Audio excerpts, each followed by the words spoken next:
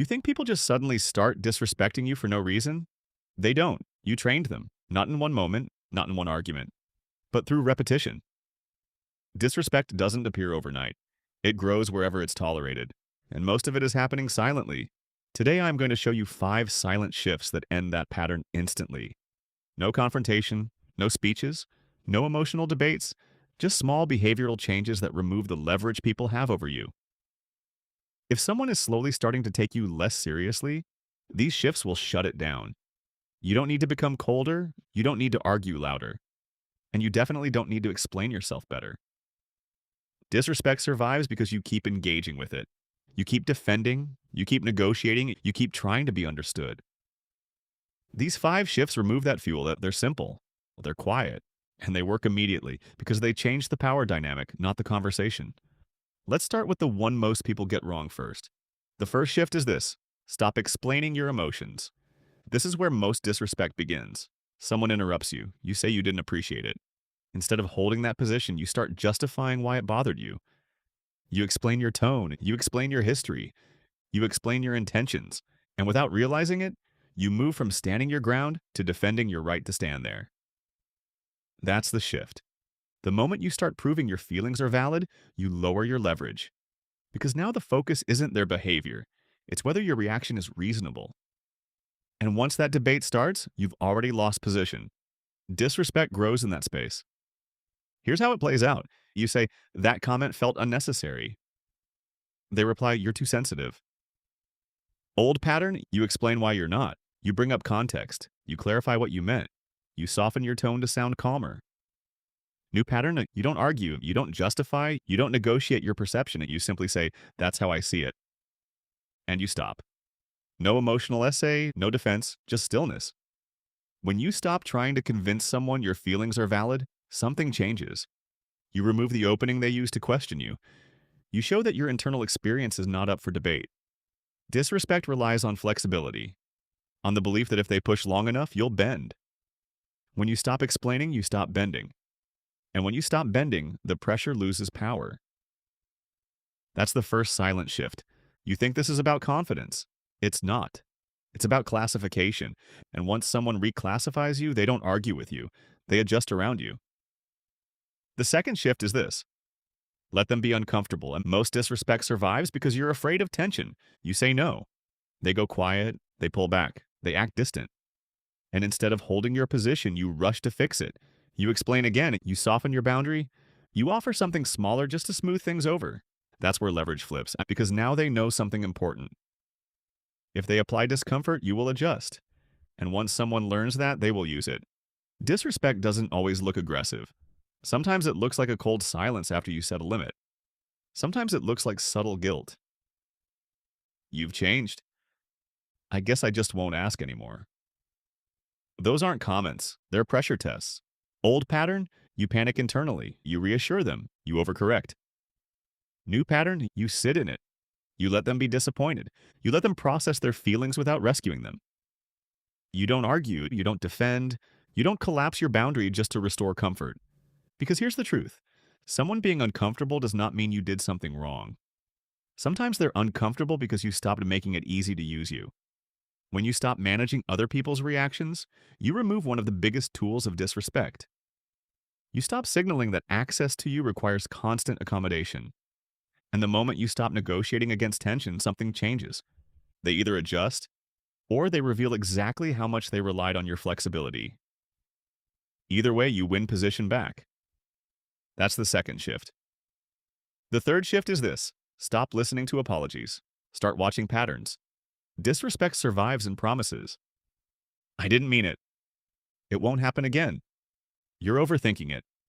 Words are easy, they cost nothing. And when you keep reacting to words instead of behavior, you stay in a loop of hope. Hope that this time they'll change. Hope that this time they understand. Hope that this time the respect will stick. But here's what actually trains disrespect. When someone says sorry and nothing changes, and you still continue as normal, that's reinforcement. You're teaching them that apology is enough, not change. Here's the shift. When someone apologizes, you don't argue, you don't debate, you don't even respond emotionally. You observe. Do they adjust their tone next time? Do they interrupt less? Do they follow through? If behavior shifts consistently, respect grows. If behavior stays the same, the apology was strategy. And when you stop rewarding strategy, something happens. People either elevate their actions to match their words, or they stop trying to manage you with language. Respect is built on repeated behavior, not emotional reassurance. When you anchor yourself in patterns instead of promises, you stop being pulled by temporary gestures. And the moment you stop reacting to talk alone, the leverage shifts. That's the third silent shift. You weren't disrespected in one dramatic moment. You were studied and adjusted for, quietly. And most people don't notice until the downgrade is complete. The fourth shift is this: match energy. One of the fastest ways to train disrespect is by overinvesting where effort isn't returned. They cancel. You reschedule. They take hours to reply. You respond instantly. They put in the minimum. You compensate with more. And slowly the dynamic shifts.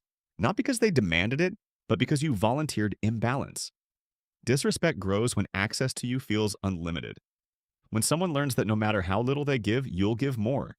They adjust their effort downward. That's human nature. Old pattern, but you justify it. They're busy. They're stressed.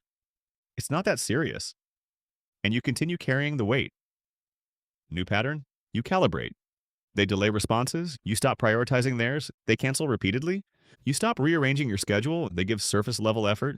You stop offering depth. This isn't punishment. It's alignment. Respect requires reciprocity. When energy is matched instead of overextended, something becomes clear very quickly.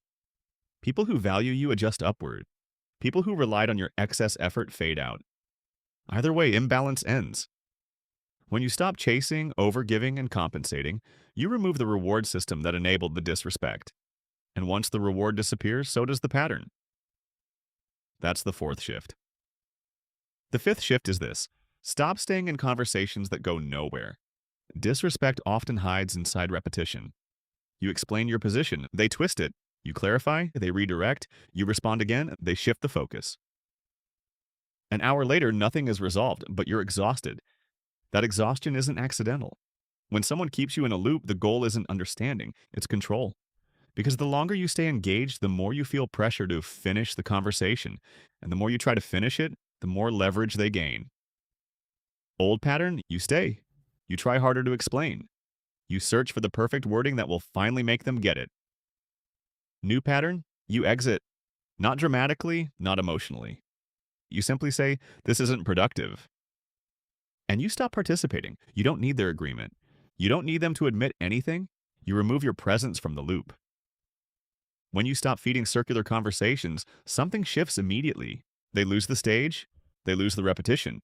They lose the ability to wear you down. Disrespect survives on engagement. When engagement ends, so does the control. That's the fifth shift. And if you've noticed this happening more frequently lately, that's not random. Don't explain. Let it sit. Here's what most people don't realize. Disrespect is rarely intentional at first. It's adaptive. People test. They test how much they can interrupt, how much they can delay, how much they can dismiss, how much you'll explain. And your responses teach them what's safe. If you overclarify, they learn they can question you. If you overadjust, they learn they can apply pressure. If you overengage, they learn they can loop you. You don't lose respect in one dramatic moment. You lose it in small, tolerated behaviors that compound. That's why these shifts work instantly, because they interrupt the feedback loop. The moment someone realizes, you're not going to over-explain. You're not going to rescue my discomfort. You're not going to chase my energy. You're not going to stay in this debate. The testing slows down, not because you forced it to, but because the return on disrespect drops. And when the return drops, behavior recalibrates. This isn't about dominance, it's about predictability. Solid behavior creates clear boundaries. Clear boundaries create stability.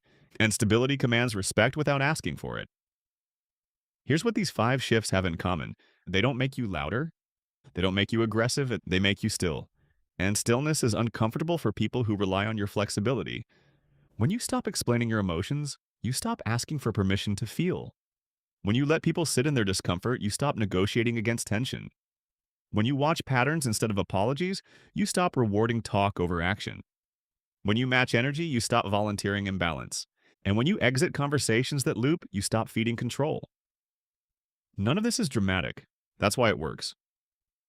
Disrespect doesn't collapse because you argue better. It collapses because the reward system disappears. The person who slowly started taking you less seriously didn't gain confidence. They gained signals. Signals that you would bend, signals that you would overclarify, signals that you would stay engaged. Remove the signals and the pattern breaks. Some people will adjust, some won't. But either way, the dynamic changes. Because respect is not demanded, it's inferred.